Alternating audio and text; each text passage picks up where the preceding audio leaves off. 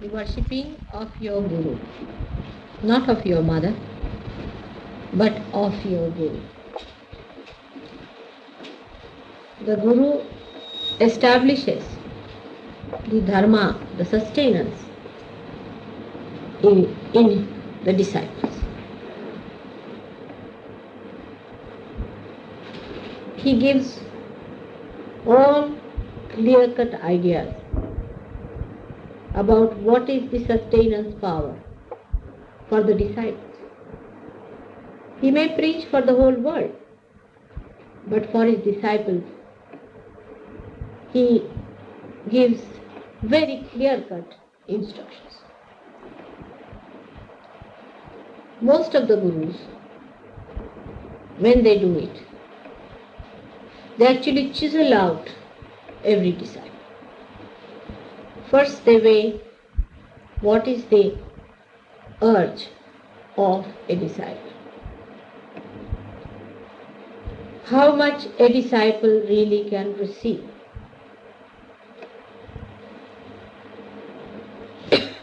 And then they accept somebody as a disciple after verifying if the disciple is really capable of receiving even the instructions about dharma, but not in Sahaja Yoga, because your Guru is a mother. So she initiates you without finding out what is your urge, what is your capability, and what quality of a personality you have. It's a very different style of Guru that you have, which looks after your body, looks after your mind, and looks after your problems, and then bestows upon you the blessings of Kundalini awakening.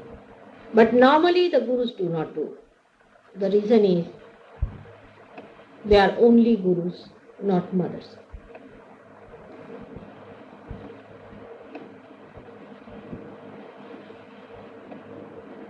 When you do the Guru Puja, what do you do really? We must understand that. That means you worship the principle of Guru in you by worshipping me. The principle is within you, which is to be awakened, which is to be blossomed, by which you become the Gurus. And the principle is that of Dharma. So, one has to know that when you are doing my puja, I would like this time really to give you that blossoming within your being, which makes you fragrant with Dharma. But as you have seen, after realization you have to be very careful. In the same way, after becoming Guru, it is even more necessary to be careful. Because as you know, that in the West, we have ego problem. The Westerners are ego-oriented. And this principle, once established, Guru means higher. Guru means the one who has more weight. Guru word is used even for magnetism, which has more weight, gravity. Such a person has much more gravity than others have. So he can teach others. He has to be a higher person. When this awakens into you, has to be sustained with complete observation within you, that you do not succumb to the ways of ego. Also, you should not have irreligious behavior, nor you should have indecent behavior. Neither you should be hot-tempered, nor should be servile, but should be in the center. You are the Guru. You are the higher personality than the rest of them. So you have to maintain a certain higher values of dignity,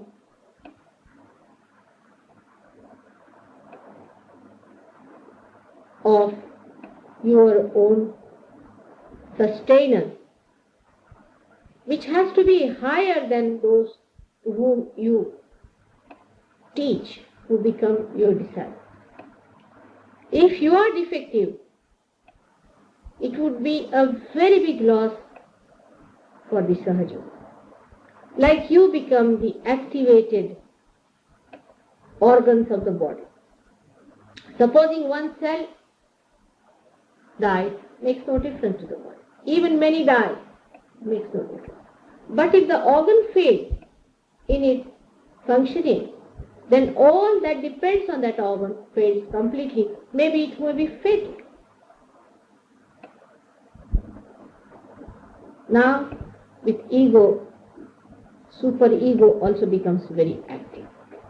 And many people feel that then how can we bear this load, O Mother? And the another, you see, escape starts. As soon as I say that there should be no ego expression, people do not like it and they want to escape it by saying, oh, we can't do it, it's too much for us. How can we come up to that point? This is a typical example of too much ego, superego. But it is not at all difficult. It's not at all difficult. First of all, you must have faith in yourself and faith in Sahaja. I will definitely today awaken that in you. No doubt, I will. But keep it enlightened. By understanding that you are a guru, you will understand your responsibility. We change our positions very easily in general life. If you are made a jailer, immediately you assume as a jailer. In the same way, when you are the guru, not by bestowing upon you any names or anything, I call you a guru, but because it has happened in your Nabhi Chakra and in the void that you become the guru. It's a happening in your awareness that blossoms you into that position of a guru. It is not artificial. It is no brain washing or anything. It happens within you. But to retain it, one has to know. But the biggest thing of the ego is playing games. That is the biggest thing. Some people try to show they are very innocent. Some people try to show they are very clever. Playing games is the worst thing of ego. And that's why you must know as a guru, you are not to play games. You have to be absolutely straightforward. Absolutely straightforward. Everyone can make you out what you are. As soon as you are a guru, you have to be absolutely a transparent. Face you. You may make mistakes, makes no difference at all. Doesn't make any difference at all if you make some mistakes.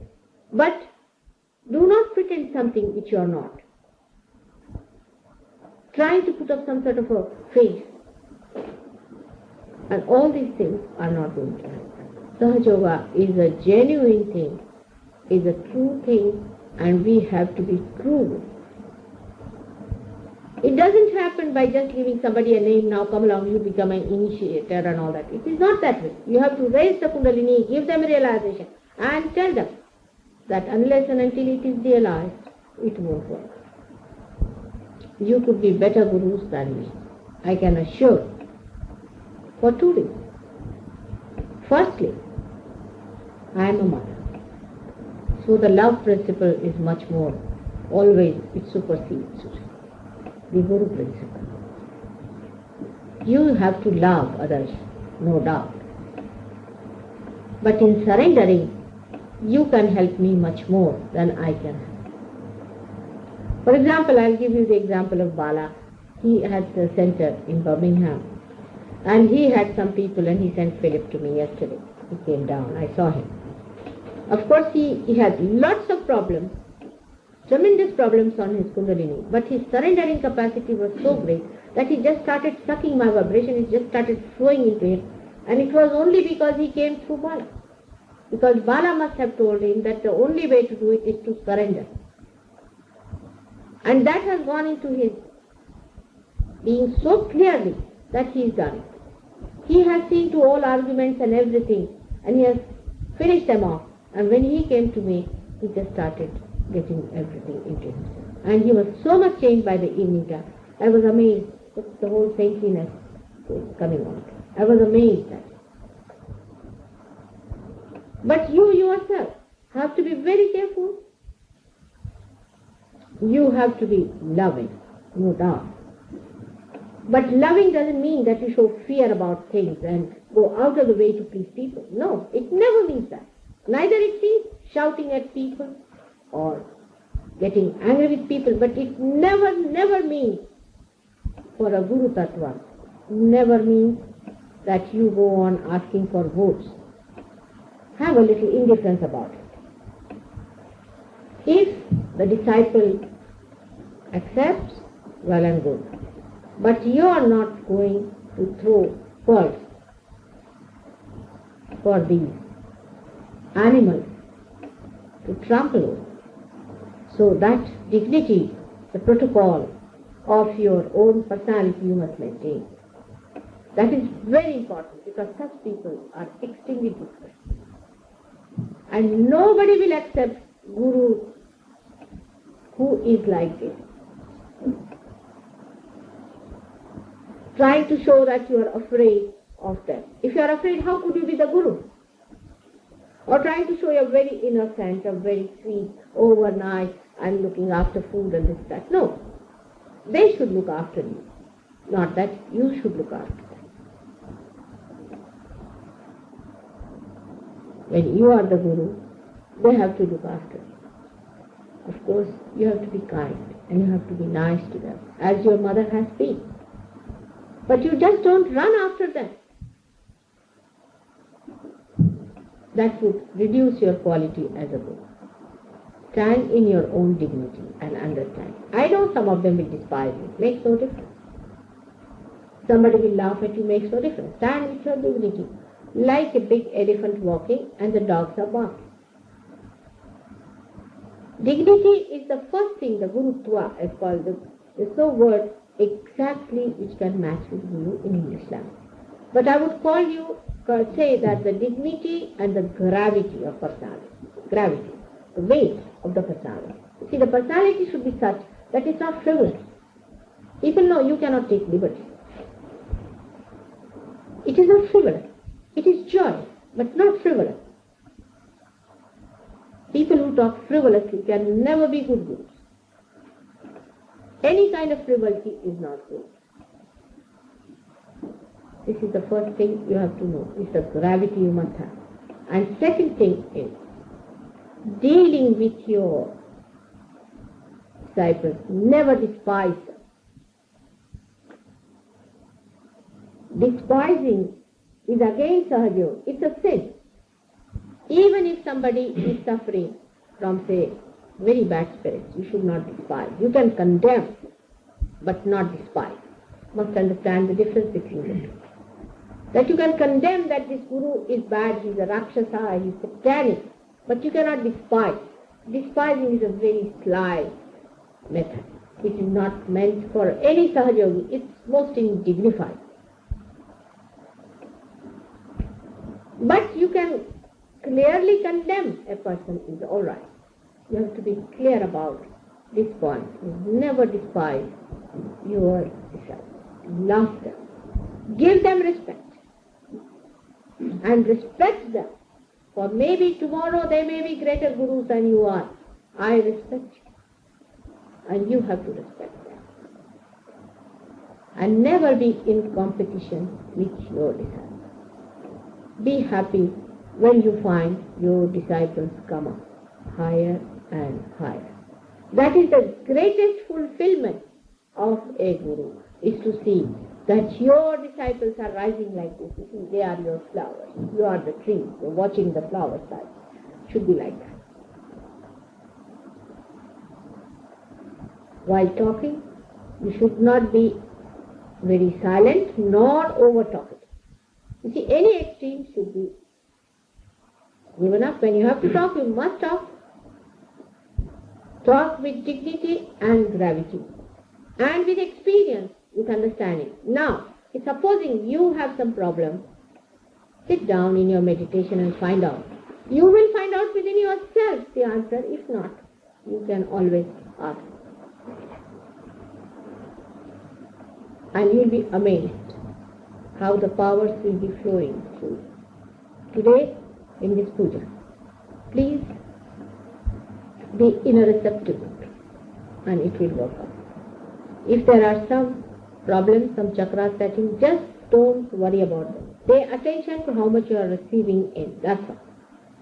Some people have very funny ideas. Even during puja, they'll go on like this. It's very bad. Even when I'm speaking, they do it like this. It's all frivolous. There's a kind of a gravity a person must have, that when you are listening, you must listen with full gravity.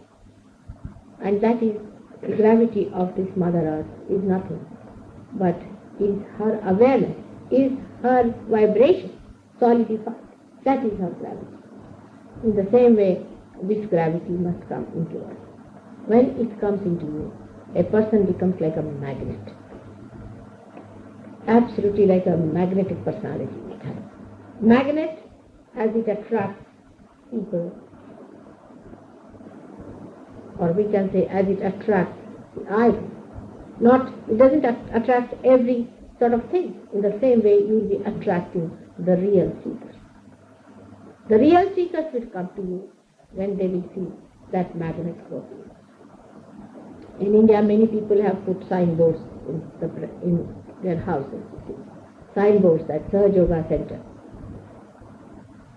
And you'll be surprised that in every corner one can do like that work, and people can join and come there, and a center can be started. Next time, of course, I will also tell you how you should, before doing anything, before starting your Guru work, you must always prostrate yourself before your own Guru and then do it. Because in India, even a musician also when he starts singing, first he takes his Guru's name, then of his family, Dharana they call it. Means your family is Sahaja Yoga. So you should take the name of Sahaja Yoga. And while singing the songs, you see, sometimes these Gurus have composed the poems and things, and there is the name of the Guru somewhere in between that. Kabir says, or somebody says. When the name comes in, they hold their ears like this. Even while dancing, they'll hold their ears like this. If you notice it carefully, they'll hold their ears. Meaning that, oh, Guru, please forgive us, we are taking your name like this, so please forgive us, oh Guru. That kind of a complete respect for the Guru has to be there. If you do not give respect, you will not get respect. Respect is to be given, then it is to be commanded. First, you start demanding respect with here on. First, you have to give respect. And that is something you should remember, that people will respect, no doubt. Lastly, that we have to be very careful about how we behave with others and how we dress up also. It's better that you take to lighter shades of clothes and more whiter shades of clothes, because that is how it is going to work out ultimately.